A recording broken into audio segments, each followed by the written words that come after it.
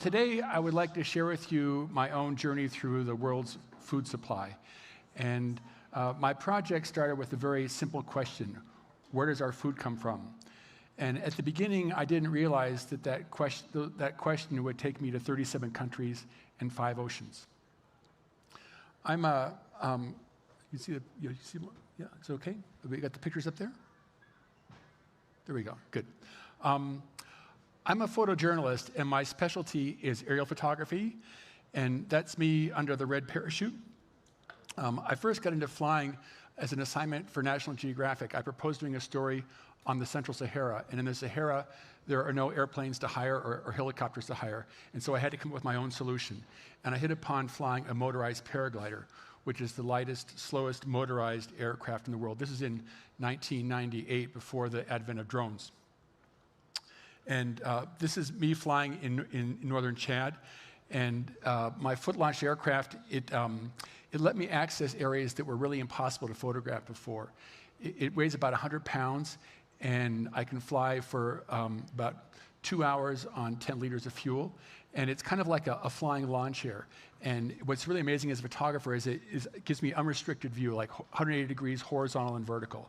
You're kind of like on a spoon flying through space. It's also a little bit tricky because you have to pilot while you're taking pictures. I put together a short video compilation to show you how my little aircraft works.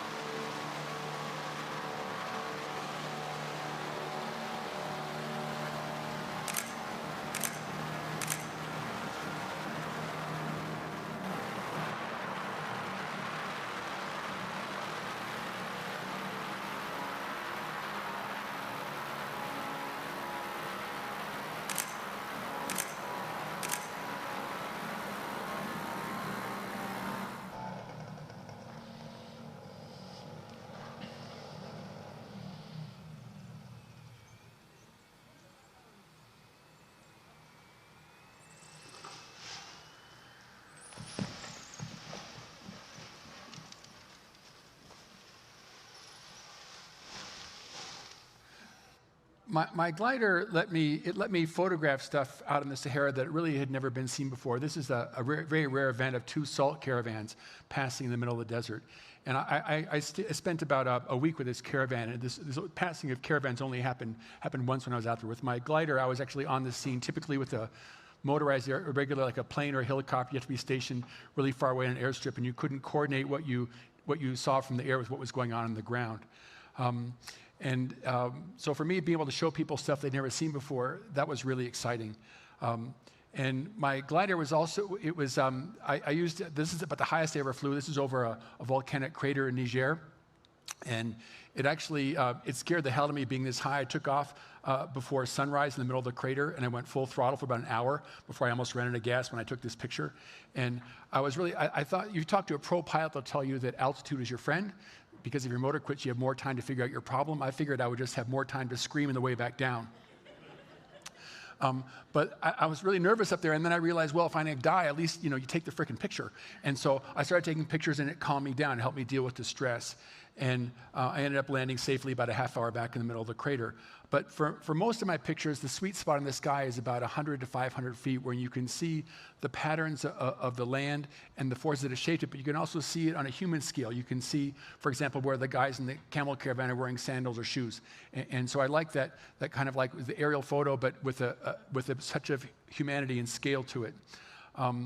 And I spent about 10 years photographing extreme deserts. This is in the Rub' al Khali in Saudi Arabia, arguably the hottest place on earth.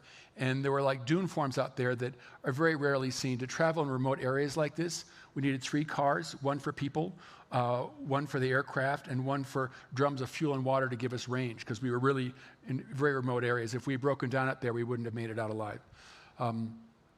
And in another part of the Rub' al Khali, this is in the Yemeni side, we found these really strange sand dunes. I studied geology in college, and in the books, I'd never seen dunes like this. It was really weird stuff. These are mobile bark can dunes that looked like a spawning jellyfish. And for me to be able to take pictures that show people parts of the world they've never seen before in a way they've never seen before was really exciting.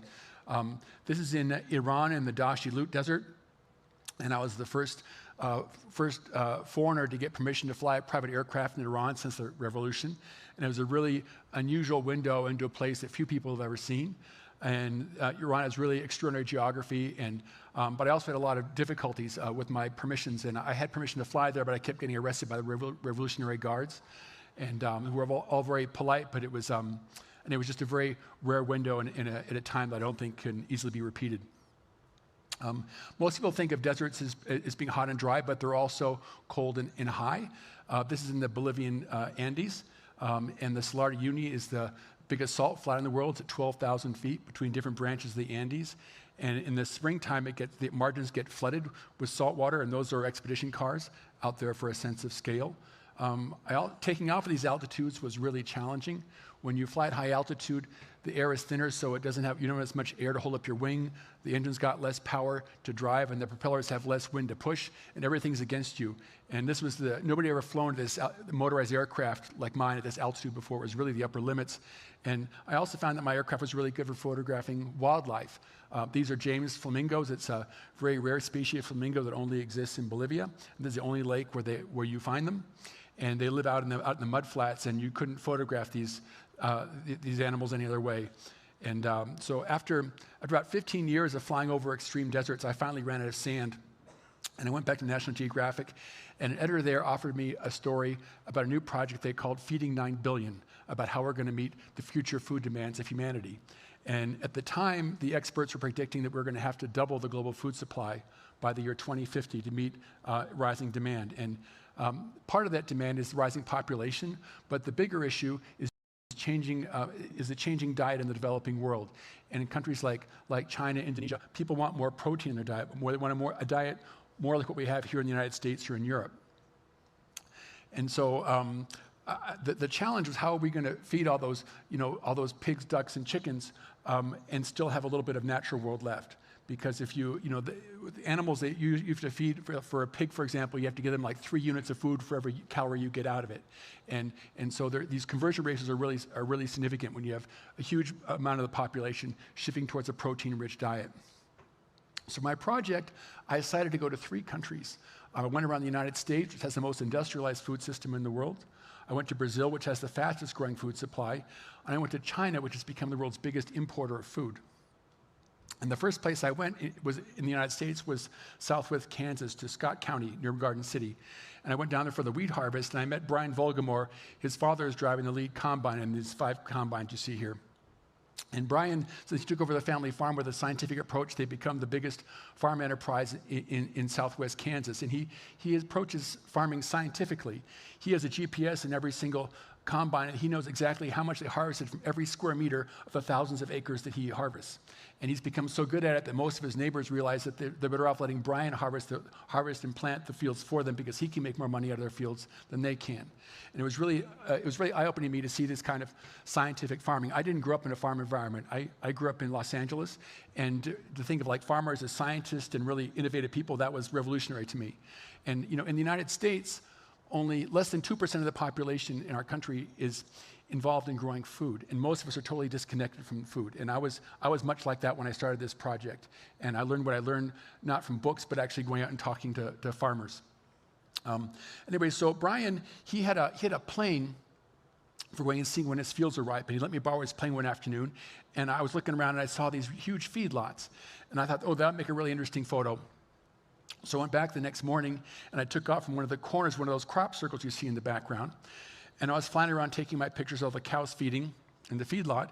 And my assistant comes on the radio, and he told me that the feedlot manager was really upset, and he wanted me to come down and explain myself. And I said, well, Zheng Wei, tell him that, you know, I'm working on an assignment for National Geographic about food, and I could be down in about an hour and explain myself. And he goes, no. He says, if you don't come down right now, he's going to call the sheriff. I said, well, if he wants to call the sheriff, tell him to call the sheriff. It's a free country. This is me 3 hours later in the Garden City jail. And they confiscated my camera, my aircraft, my car, and me and my assistant were put in the cooler. We slept on rubber mattresses in jail. And we were arrested for criminal trespass, which really was a charge they really couldn't hold up because we hadn't crossed any fences. We were on a public road. They had no cause. But in the United States, you can arrest somebody for 48 hours, and there's really, as a journalist, you have really very little recourse. And eventually all the charges are dropped, but it was a wake-up call for me that there are parts of our food system that some people don't want us to see. And when you're a journalist and you ask kind of a basic question like, geez, how do you raise your cattle? And they throw you in jail for it, it's like, ooh, maybe this is a topic that needs a little more investigation. So as I went around the world looking at food, I gave a special attention to animal operations. And I'm not a vegan or vegetarian, I'm just a curious person. And when somebody throws me in jail, I get even more curious. One of the places I went was to Wisconsin to look at some of the mega dairies. There's been tremendous consolidation of the dairy industry there. And this is one of the largest calf operations. And these are all young female cows. These are about like 2 weeks to 6 months. And they keep them all in separate hutches. And to most people, when you see this kind of photo, it's like, oh my God, it's like a horror scene. But you show this to a dairy person, they go, wow, that's really impressive. And you see there's a little milk truck and a little water truck on the top, and they've got, somebody goes and checks on every cow every day. And they're all kept separate because that way these cows they're all the product of artificial insemination. They're virtually genetically identical. And if one gets sick, they all get sick. And so I keep them all in separate hutches. They stop communicable diseases. So it's a really efficient way of doing it. They have very low mortality here. It's a really efficient operation. I also went to, this is in Bakersfield, California. This is Grimway Farms. They make about 30% of the carrots consumed in the United States. And you all had those little bunny love carrots, those little 3 inchers you get in the cocktail trays. They all come through this room. And Grimway figured out, or actually they bought the company that figured out how to do that. And what they do is they get a skinny 9-inch carrot, and they cut it into 3 pieces, and they put it through a machine that's kind of like a clothes dryer with like a cheese grater on the outside. And that skins the carrots. And when I was a kid, my mom always made me skin the carrots. I always cut my fingers. Well, convenience foods are a real big product in the United States, and it's a real growing industry, and that's what Grimway is capitalizing on. And I talked to their head agronomist, and he said they also have an organic line, but he said, you know, the organic stuff, it uses twice as much land and twice as much water because carrots take a lot of nutrients out of the soil. And so then you have to fertilize the soil, and you have to do that. If it's organic, you have to do it with a cover crop. And in California, you have to water the cover crop, so it's twice as much land and twice as much water. And it started maybe thinking about organic a little bit differently. People think when they buy organic food, they're being kind to the earth, but twice as much water and twice as much land in California is a significant issue. I also went to the largest lettuce grower in the world. This is an organic lettuce grower. This is Earthbound Farms in Salinas, California. And they have their fields are drawn out by laser. They do most of their harvesting at night. And they have a crew of Latino workers in front with flashlights to look for rabbits hiding in the lettuce. But when you buy packaged organic lettuce, most of it came from a system just like this. So when you think of organic, it's not the farmer's market. It's like if you go to like a Whole Foods, they need a constant supply of high quality organic food, and usually a lot of it is from very large producers. With the changing climate, there's been a lot of work trying to make our food more resilient, and this is the University of Arizona outside of Phoenix, and it was 118 degrees the day I took this picture. This is a field of sunflowers, and they had a laser scanner on a gantry, and they were scanning every 3 days. They scanned every plant in that field, and they were all genetically different plants, given different amounts of water and nutrients and so, and they were trying to figure out how to make the most resilient crops. There's been a lot of work done on this stuff, and it's really important. I think that's one of the keys to helping feed what's going to be 10 billion people by the end of this century. After running around the United States, I went to Brazil, and I chartered a plane for about 20 hours of flying over the Amazon. I was looking for fires during the dry season. And I also came across this area which is just being cleared for a cattle farm. And about 80% of the deforestation in the Amazon is for cattle ranching. The other 20% is for soybeans. And since the domestication of plants was started about 11,000 years ago. Over 40% of the Earth's surface has been converted to farmland. And it was just really opening my eyes up to think about farming as an environmental issue. I spent quite a few weeks going around the Amazon. This is Nelore cattle being brought in to be shipped out. And Nelore is an Indian breed. It's very prominent in the Amazon because they have white skin so they can handle the heat, and they have the kind of hooves that don't get rotten when you're standing in standing water. So they said 20% of the deforestation in the southern Amazon is for soybeans, and this is the soybean harvest. In Brazil, it's illegal to farm too close to rivers. There's a forest burial on the river, so these guys are right along the margin of a river. And in Brazil, they're huge industrial farms. It's not mom and pop farms. It's mostly mega ag. And they have a lot of trouble getting they have the cheapest soybeans in the world, but they have a very difficult time getting them to market. And so a lot of farmers have turned into pig and chicken farmers. They take the soybean protein and convert it to animal protein, and then they export the animals worldwide. And this pig farm was being run on European standards, so they could export anywhere in the world. And the pigs were all being kept in gestation crates. And it's very difficult to photograph these kind of operations, almost impossible in the US. But virtually every piece of pork or bacon you've ever eaten was raised in a gestation crate. And these are made so that the animals, the females are confined so they can't roll over and squish the piglets, and they can stand up and lie down, and they have unlimited food.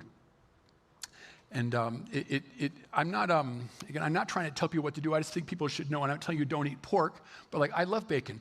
But but this is how it's done. And I just think it's important. I think it's important for people to know. So in the Amazon, there are a lot of mega farms. This one was about 100 square miles. The company that ran this, they had 2,300 square miles under cultivation. They're the biggest soybean producer in the world. And at the end of their harvest season, they'll get all their combines light up for kind of like a big victory hurrah, and this is the last day of their season. China is the biggest buyer of Brazilian soybeans, and this is a port up the river from Shanghai on the Yangtze that's specially built for importing soybeans. Because of the bottlenecks in Brazilian exports, the same company that owns this port, COFCO, they just built a port in Brazil so they can export their soybeans more readily. And they're also building a train line across the Andes into Peru, so they don't have to deal with the Panama Canal anymore. The Chinese are really switched on. I spent a lot of time in China photographing food, and they have a lot of problems with actually have a declining food supply. And this is on the branch of the Himalaya in Yunnan province. And because of the loss of glaciers in the summertime, they don't have much irrigation water anymore.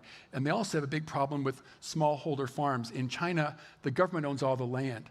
And so if you're a smallholder farmer, you have the right to farm the land, but you can't, if you want to get out of the business or your kids don't want to do it, you can't sell your farm to the next person because you don't own it. And so it's all these little teeny patches of farming, and a lot of the land is very hilly and very hard to mechanize. And so as their demand goes up, their supply is going down, and they're really in quite a pinch. This is Lake Taihu. It's the largest freshwater lake in China, and it's heavily polluted now with agricultural runoff, particularly excess fertilizer. People are trying to squeeze as much as they can out of the fields, and they're over-fertilizing. And then in the summer, you get an algal bloom on the surface, and that sucks all the oxygen out of the water, kills all the fish. They've since banned fishing in Lake Taihu, but they're still trying to get the agricultural runoff situation under control.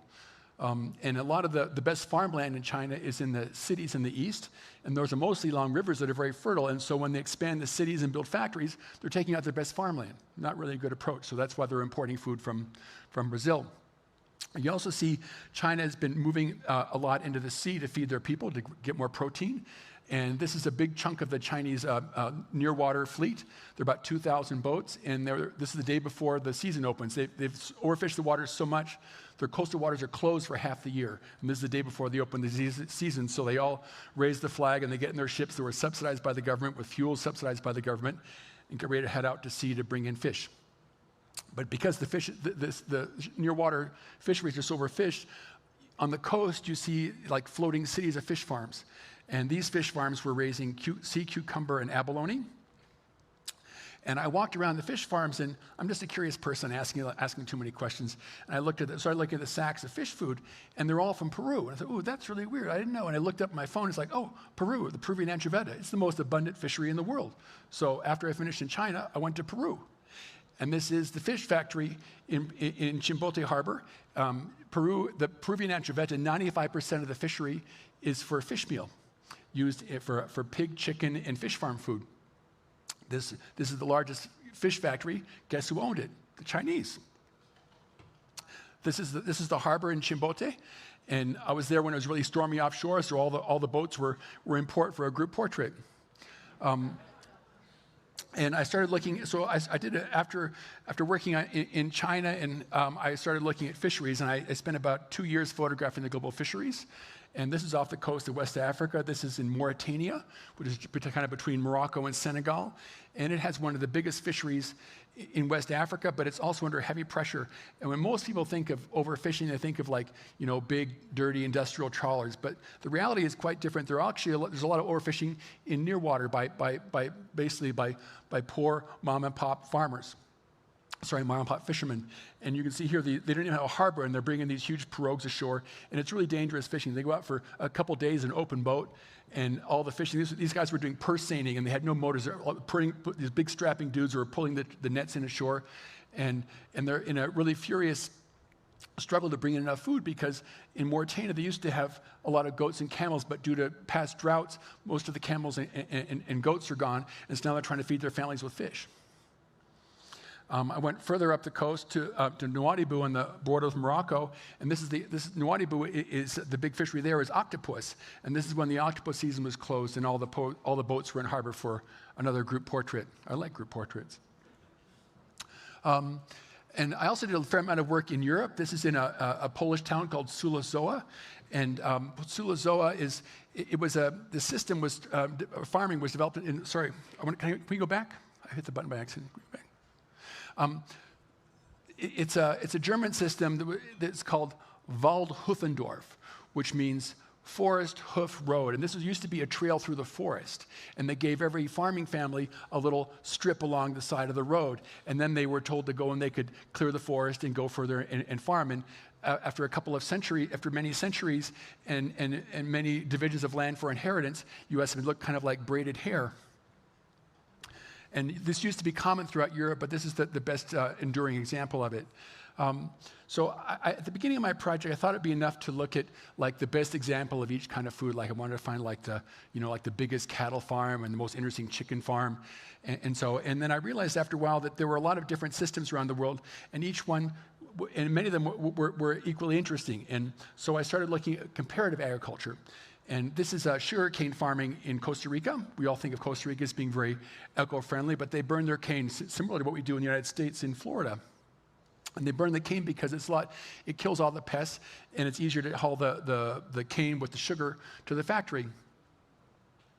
But when I was there, they told me, well, if you really want to see big sugar, you should go to Brazil. Brazil's got the biggest farms in the world. And indeed, when I got down there, I found these spectacular machines. These are John Deere machines made for harvesting. They look like giant insects. And the farms there were ginormous. This one was 200 square miles of sugarcane, and they do a green harvest there.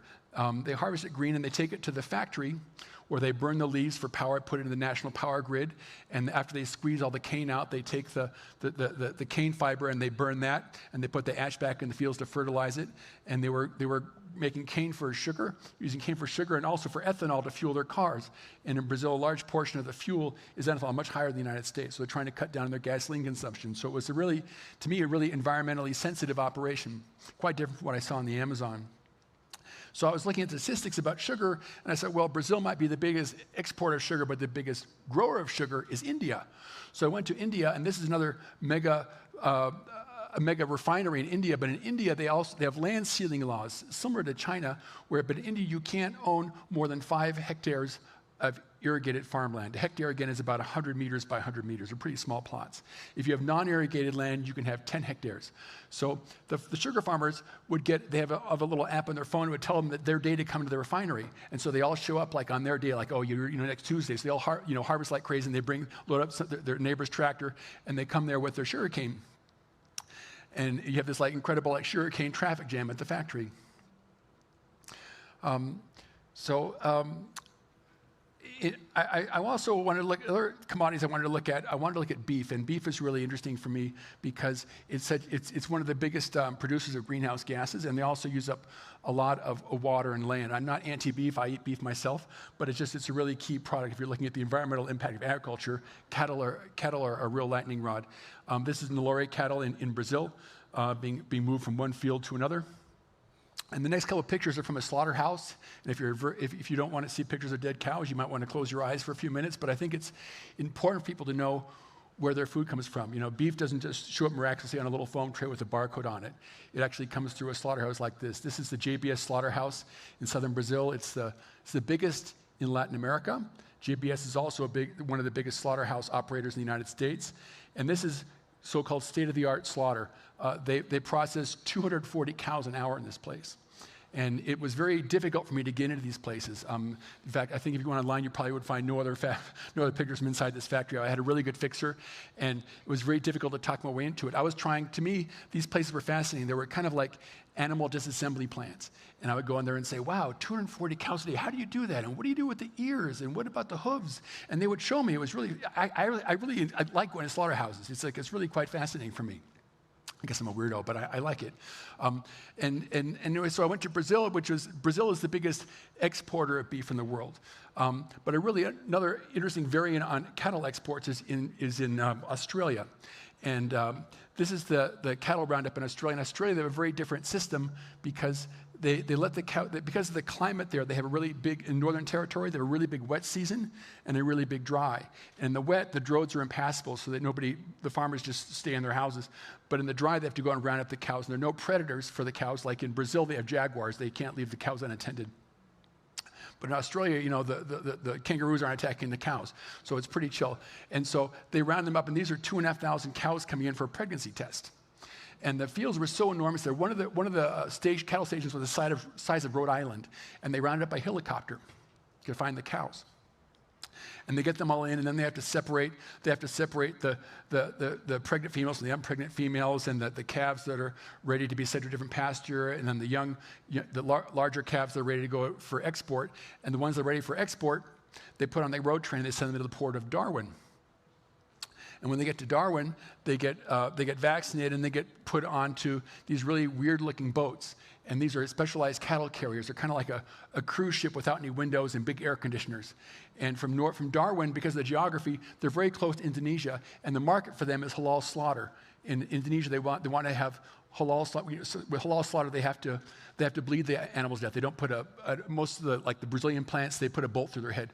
But in halal slaughter, they slit their throats to bleed them out.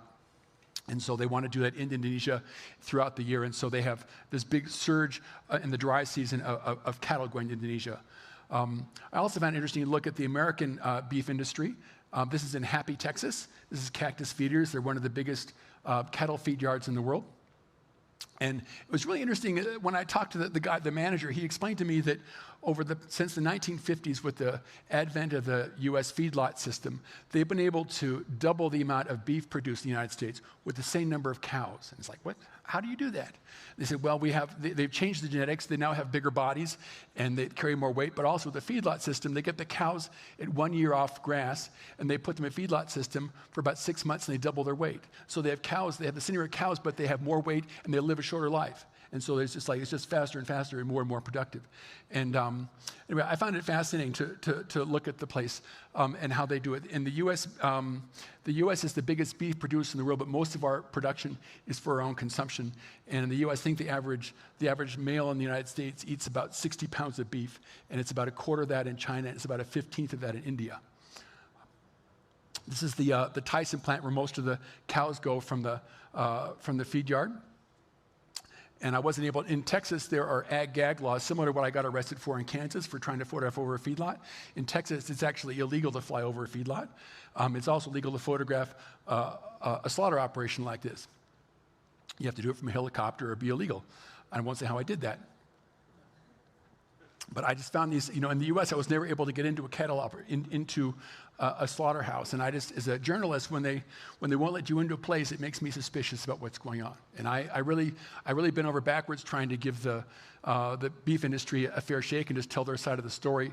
but I was never able to get into a slaughterhouse. This is a very kind of an outlier in the cattle industry. These are Belgian blue cattle, and this is a stud farm where they're gathering semen.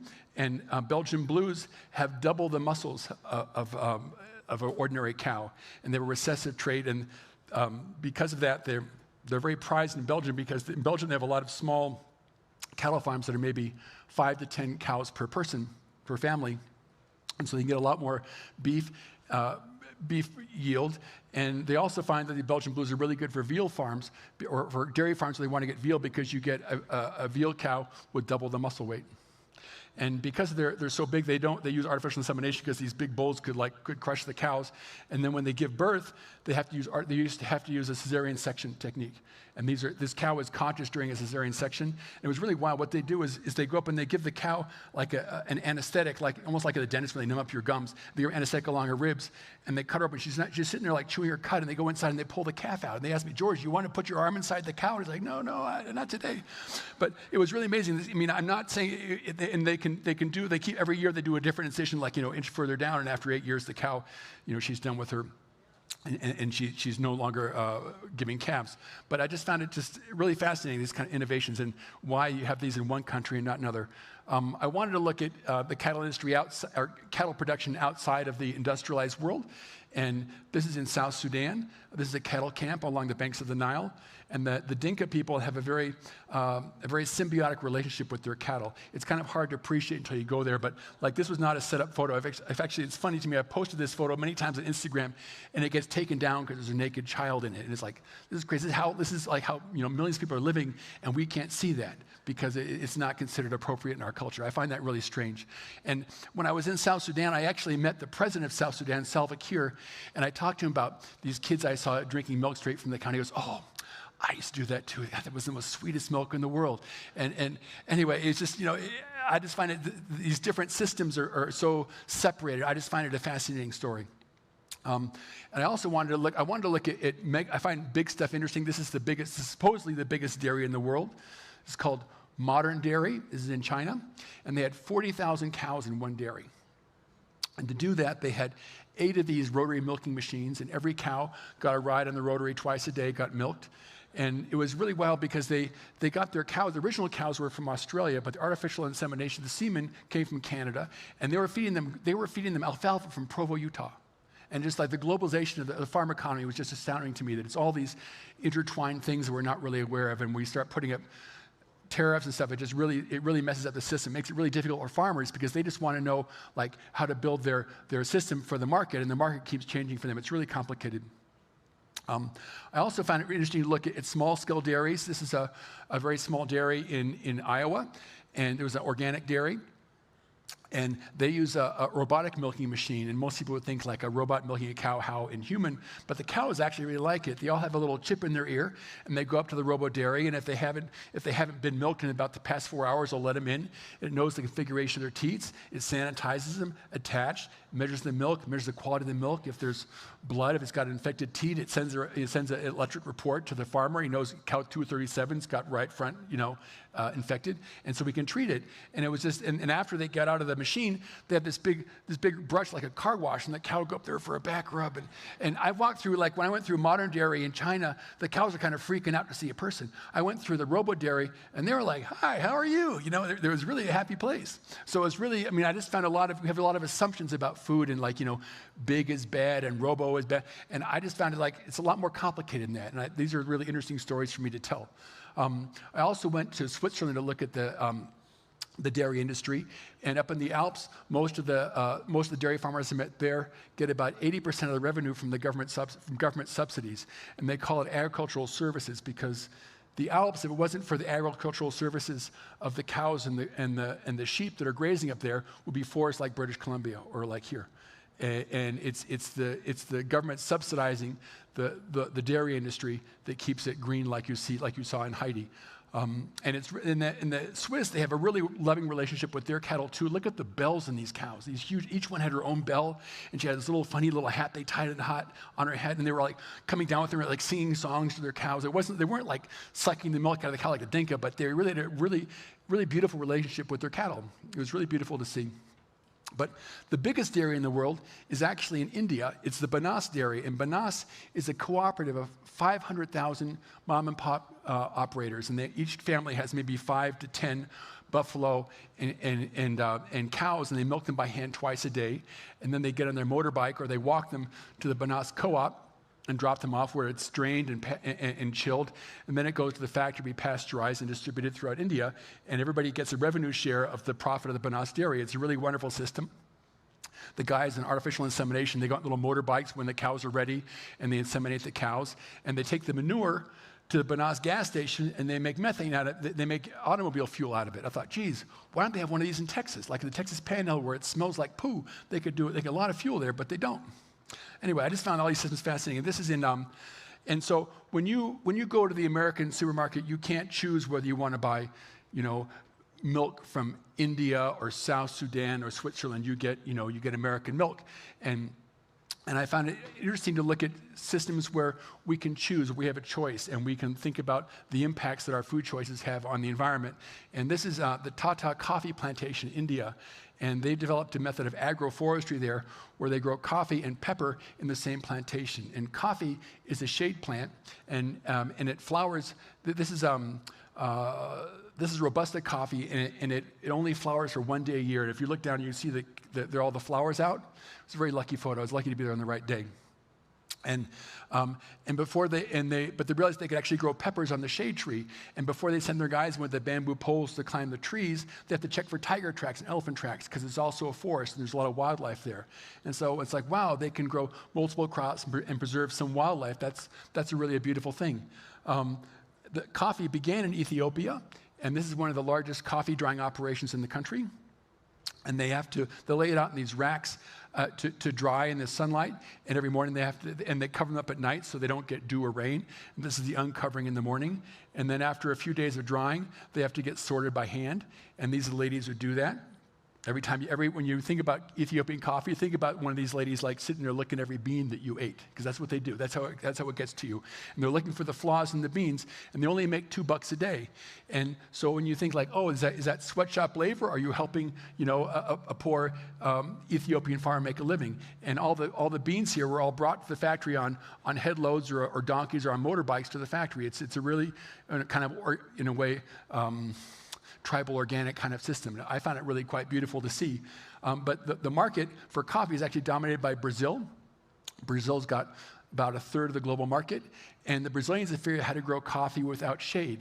And that little red truck you see down there, that's actually the harvester that harvests at 100 times what an Ethiopian can do in their field. And they've also, and the trees you see in rows there, those are for wind protection. And they figured a variety that they can grow in their latitude without shade, and they're just crushing the market. This is one of their drying facilities, very different from what I saw in Ethiopia. Here, the beans are all spread out on a concrete pad for drying, and then after that, they go into these Quonset-like things. And inside there are laser scanners that laser scan each bean, very different from Ethiopia, and they eject the flawed beans. This is one of the biggest chicken farms I found on my travels. This is in Brazil. 4 million chickens. 2.7 million eggs a day, and they never touch a human hand. Everything was done by conveyor belts. And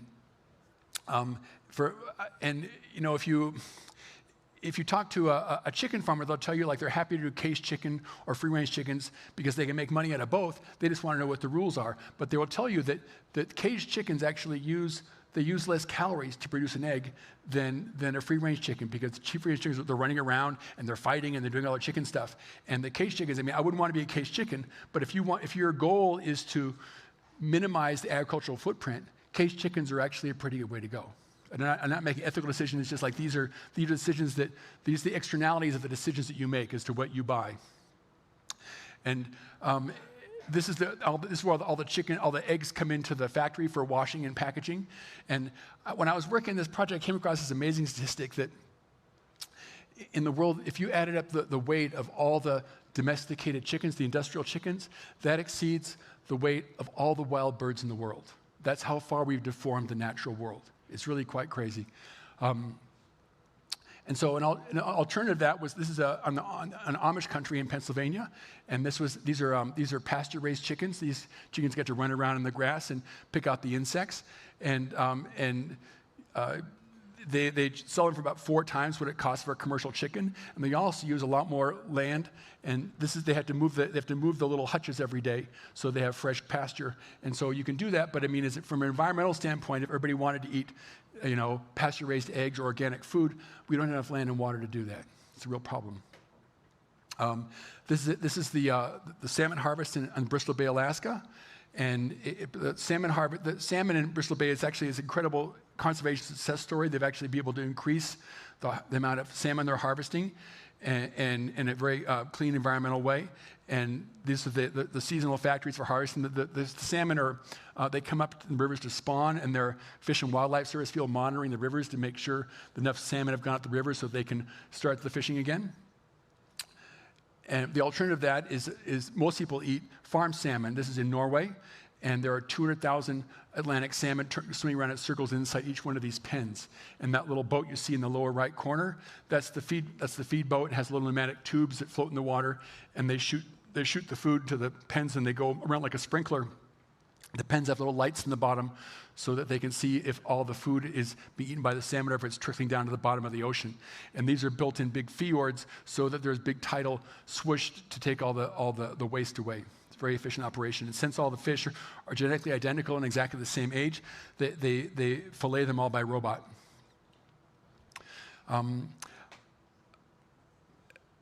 This is in the Golden Temple in Amritsar in India. And I was amazed here. They feed 4 million people here a month with free vegetarian food. And the cost of the food per person was 10 cents a day.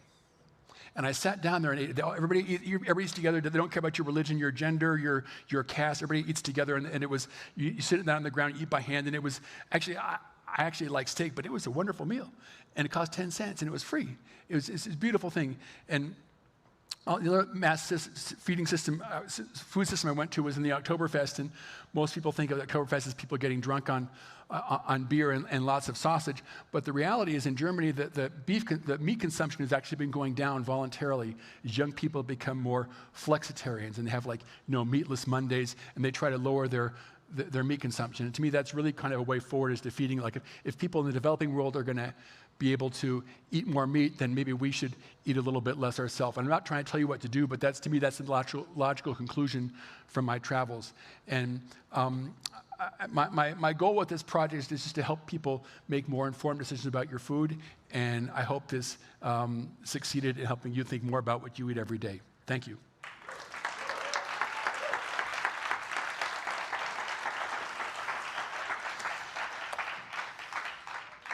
I think we have a little time for questions.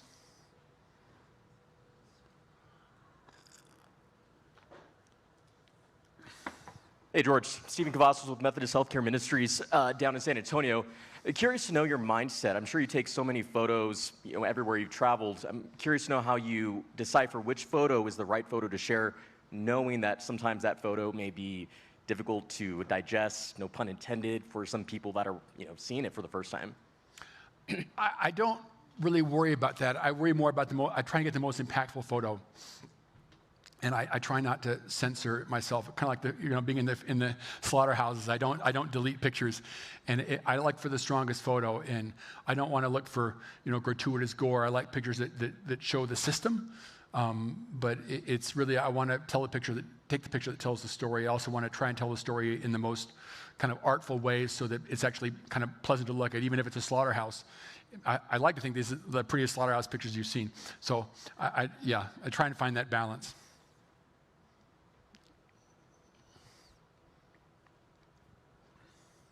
Hi there. My name is Dustin Ross, and I have a question with respect to your career more holistically, beyond just this one project. Is there a single country or a single place that you've visited that has most shaped your perspective or changed you through that experience? In terms of food, I was actually really astounded by India, and because I never thought of India as a place with really interesting scientific things going on in food. And in India, they're actually working a lot on kinds of food that we don't eat in the West. Like they're working on like, you know, chickpeas and lentils and stuff like that, which feed a lot of people in the tropics. And that's where our future population growth is coming from. And they're trying to feed those people. And I found that really interesting. So that was probably the most interesting place. I love going to China. Every time I go to China, it's like a new country because it's changing so fast. I was just there last month, and I've been going to China since the late 80s. I'm that old. And every time it's like, whoa, it's a new country. And so I find it really fascinating. But, you know, the whole world is interesting. People always say, like, I've been to over 100 countries, and people say, what's the most interesting place to go? And it's like, well, you know, I've been to Aspen many times, and every time I see something different. So it's all interesting. Thank you for such an Yeah. Thanks for such an excellent presentation. I'm curious now that you hold an enormous amount of knowledge about the food systems, what your prognosis is and sort of what your top 3 suggestions of how we will feed 9 billion people are. Of how we what? How we will feed 9 billion people. Well, I think the key things, I mean, there are a lot of things. People talk about waste, and food waste is complicated because food waste is different in the U.S. than it is like in India, for example. Like here we get big portions of food, we can't finish the plate, we throw it away. India, a lot of the stuff gets wasted before it gets to market. I think the logical thing is we need to, in the developed world, I'm not telling people what to do. I'm not like, you know, eat less meat, but I think that's the logical conclusion, because how can you tell people in China they can have a diet like us, you know? You can't really do that. So the logical is maybe we all need to eat a little bit lower in the food chain. Like when I go to Chipotle and order a burrito, I tend to get the chicken instead of the beef, because I just think about it, because you eat, there are things in the geek of food, there's what they call food conversion ratio, FCR, and how many like calories in versus calories out. And cattle are very inefficient, and fish are very efficient. So if you eat more fish and more chicken and less beef and pork, that's actually better for the pressure we're putting on the environment. And the other big thing, probably the biggest thing I think, is actually advances in genetics and making more and more productive foods. I went to a plant research facility in Germany, and they had plants there from like 1910 they gathered in Romania, and they were telling me like the productivity of the Romanian wheat versus the new wheat is like 10 times. It's just crazy. And so I think those are where a lot of our real gains are going to come from, is better agronomy, better techniques. Yes? Hi, that was really fascinating. And some of your photos looked like paintings, the ones in Mauritania in particular. Question for you, did you do research ahead of time for the aerial photography, like looking at Google Maps or Google Earth, or did you just go up and see how it looked? I do a lot of research before I go. I wish I didn't have to, but you kind of have to. And like in Mauritania, like the picture with all the octopus boats, I found that on Google Earth. And I didn't realize before I got there was actually right in the approach pattern for the international airport. And I had to fly a drone in the pathway of the jets coming in, so that was a little bit awkward. But I figured out a way to do that. But Google Earth is very useful. I find a lot of cool stuff on Instagram, actually. And I usually hire researchers in different countries. Like I had a researcher in India, in Brazil. I had somebody in German-speaking Europe. And they help me find cool stuff, and I'll tell them what I'm looking for, and they'll send me a lot of photos, do picture research, and I say, ooh, that looks really good. Because on Google, you only see what was there when they took the picture that particular day.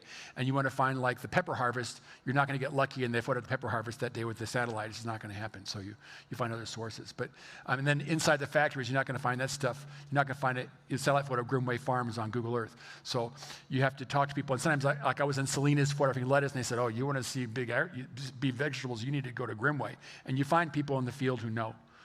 And talk to people like Mary Nestle. Yeah. So who knows? Nestle, sorry. Any other questions? Yeah? Thank you. I've admired your work for many years, and it's wonderful to see you in the audience. And I worked for this project. I was very lucky. I got Michael Pollan to write the introduction to my book, and Michael was a big inspiration to me. And it was really wonderful for me to send my material to him, and he said, wow, like I've written about this stuff, but I never actually seen it. And it's really, to me, that's what I did. It was just to go and make. I think with the visual component, it translates. You can read books, but then you see it, it's like, oh my God, I'd never seen like, what does 240 cows a day look like in a slaughterhouse? Oh my God. And you see that, it's much more, it can be very impactful. So.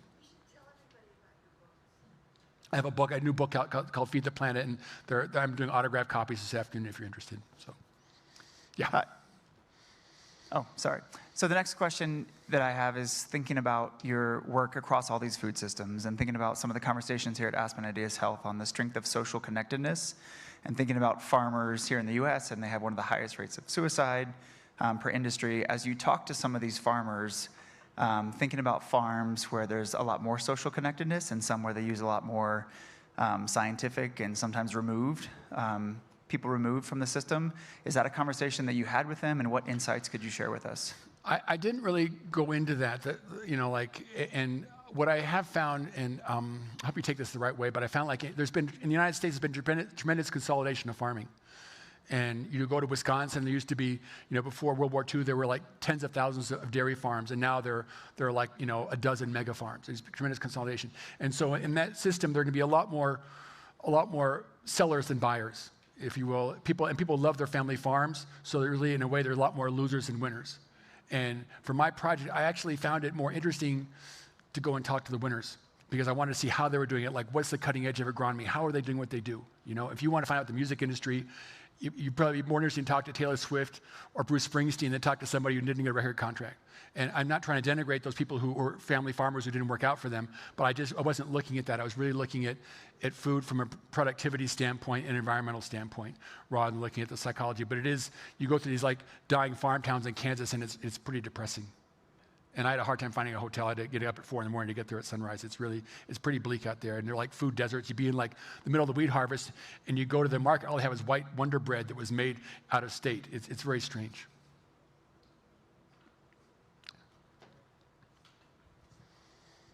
You started out this incredible talk telling us that you started investigating food because you ran out of sand.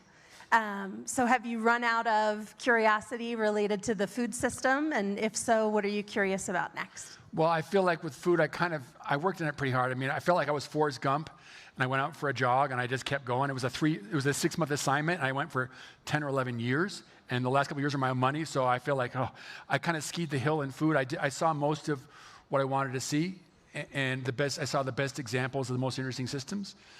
So now I'm working on a new project about population. It's kind of an outlier of it's kind of an extension of food, because like how are we going to feed 10 million people? Well, how are we going to provide, like if 10 billion people want to have cars like we have in the US, or we want air conditioners, how are we going to do that? And what do we do with all the waste? And if everybody's electric cars, how are you going to generate electricity for all that stuff? So I'm trying to looking at population that way. And also how we have declining population in the United States. Most of the industrialized world has a declining population, while it's actually going up still in some of the poorest countries in Africa, and I want to look at those issues too. So.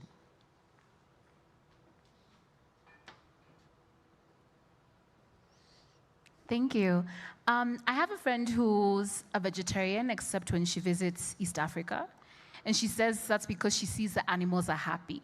And she feels like I can eat a happy animal. She struggles eating animals that look sad. So I wanted to know from you, you did mention, I think, one country where the cow was happy to have its back rubbed. Are there any countries where you feel like the animals were actually happy? Actually happy? Yeah. Well, in South Sudan with the Dinka, those animals are happy cows. Because it's really crazy that the Dinka, they go and they rub their cows every day. They burn their manure and they turn it into dust, into ashes, and they rub it in their cows every day, and they sing songs to their cows. They decorate the horns. It's like they're almost like their pet. Usually they don't eat them. They use them for milk. And so it's a really beautiful symbiotic relationship. And they're like, you never would see like a person in Wisconsin singing to their cow, but they do that in South Sudan. They're pretty, if you want to be a cow, South Sudan is kind of cow heaven.